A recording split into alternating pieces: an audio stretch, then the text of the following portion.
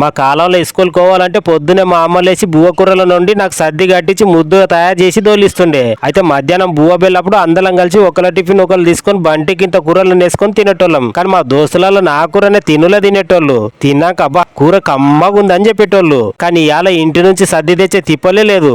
ఎందుకంటే పిల్లలకు సర్కారే కమ్మటి బువ్వ కూరలను పెడుతుందని సత్తుపల్లి ఎమ్మెల్యే డాక్టర్ మట్ట రాగమయ్య మేడం స్కూల్ పిల్లలకు చెప్పుకొచ్చింది. సత్తుపల్లి మండలం కిష్టారం గ్రామంలో సర్కారు స్కూల్ కు సింగరేణులు బెంచీలు బీరువాలు కుర్చీలను ఇప్పిస్తే దానిలో ఓపెనింగ్ చేయడానికి ఎమ్మెల్యే మేడం ముఖ్యమైన మనిషిగా ఓపెనింగ్ చేసింది.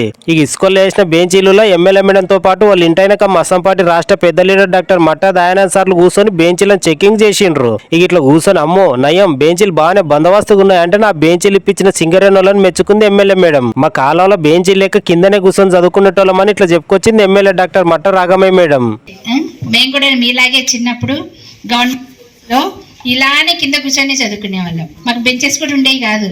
ఇప్పుడు మీకు అందుకనే కింద కూర్చోకూడదని ఇవాళ మీకు బెంచెస్ ప్రొవైడ్ చేయడం జరుగుతూ ఉంది. ఇక పిల్లలకు కొన్ని ప్రశ్నలు వేస్తుంటేనంటే పిల్లలు కూడా ఉండి ఓకే టీచర్ అని అంటేనంటే నేను టీచర్ని కాదు డాక్టర్ని అంటాను ఎమ్మెల్యే మేడం అంటే అక్కడ ఉన్న లీడర్లు సారులు అందరూ నవ్వుకున్నారు జరసేపు. ఓకే డాక్టర్ నాన్న, నేను డాక్టర్.